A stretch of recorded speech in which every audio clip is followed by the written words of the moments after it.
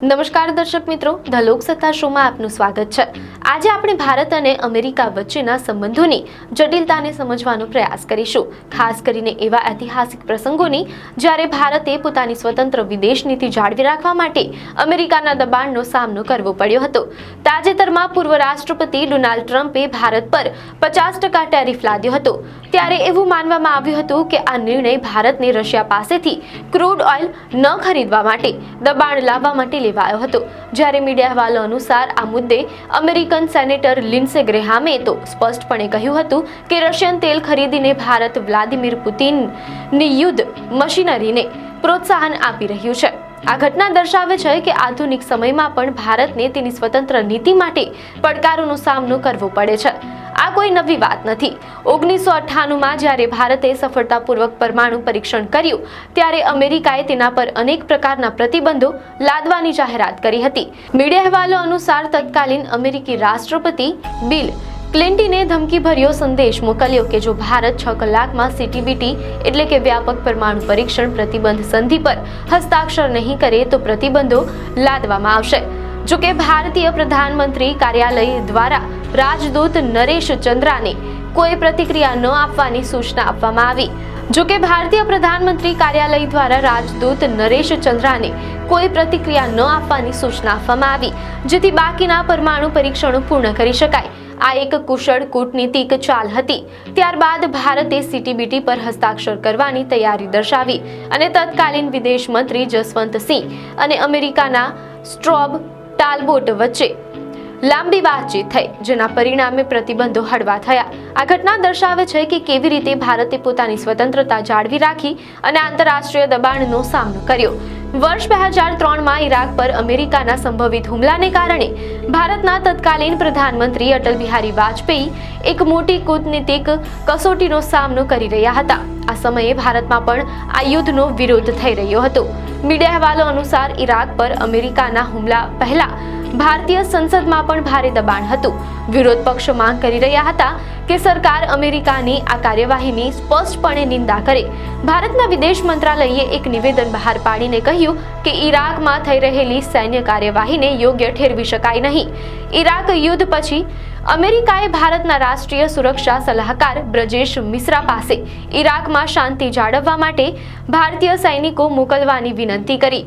બ્રજેશ મિશ્રા, નાયબ વડાપ્રધાન લાલકૃષ્ણ અડવાણી અને સેનાના વરિષ્ઠ અધિકારીઓ આ પ્રસ્તાવના પક્ષમાં હતા।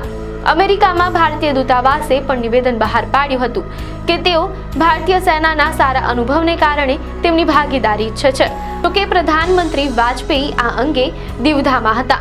તેમણે વિરોધ પક્ષો અને ખાસ કરીને સોનિયા ગાંધી, પ્રણબ મુખર્જી અને મનમોહન સિંહ સાથે ચર્ચા કરી। મોટા ભાગના લોકો આ પ્રસ્તાવની વિરુદ્ધ હતા।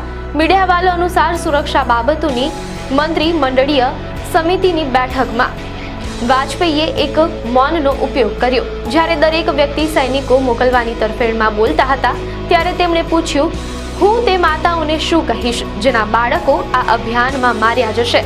આ પ્રશ્ન બાદ બધા ચૂપ થઈ ગયા અને વાજપેયીએ કહ્યું, ના, આપણે આપણા સૈનિકોને ત્યાં મોકલી શકીએ નહીં।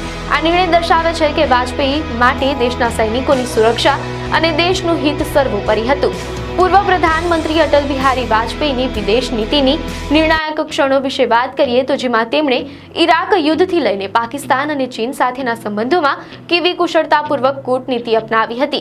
આખરે જુલાઈ સુધી ભારતે અમેરિકાને કહ્યું કે આ માટે સંયુક્ત રાષ્ટ્રનું સમર્થન મેળવવું જરૂરી છે, જે શક્ય બન્યું નહીં। વર્ષના અંતે જ્યારે સ્પષ્ટ થઈ ગયું કે ઈરાક પાસે કોઈ સામૂહિક વિનાશના શસ્ત્રો નથી, ત્યારે વાજપેયી એક જાહેર કાર્યક્રમમાં બોલ્યા, અમે નથી ઈચ્છતા કે આપણા સૈનિકો એક મિત્ર દેશમાં ગોળીઓનું નિશાન બને। પૂર્વ વિદેશ મંત્રી યશવંત સિન્હાના મતે વાજપેયી અમેરિકા સાથે સંબંધો સુધારવા ઈચ્છતા હતા, પરંતુ અમેરિકાના દરેક નિર્ણયનું પાલન કરવા તૈયાર ન હતા। તેમના માટે સમાનતા, પારસ્પરિકતા અને પરસ્પર આદર મહત્વપૂર્ણ હતા। વાજપેયીની કૂટનીતિ ચીન અને પાકિસ્તાન સાથે પણ જોવા મળી। મીડિયા અહેવાલો અનુસાર 2003માં ચીનની મુલાકાત દરમિયાન તેમણે વેપાર માટે નાથુલા પાસ ખોલવાનો મુદ્દો ઉઠાવ્યો. ભારતે ચીનના રેન ક્વિંગ ગેંગને માન્યતા આપી હતી, પરંતુ ચીનને નાથુલાને સિક્કિમના ભાગ તરીકે સ્વીકારવામાં મુશ્કેલી હતી. લાંબા પ્રયાસો બાદ પણ સફળતા ન મળતા વાજપેયીએ એક સંયુક્ત નિવેદન પર હસ્તાક્ષર કર્યા, જેની વિદેશ મંત્રાલયના અધિકારીઓએ નારાજગી વ્યક્ત કરી.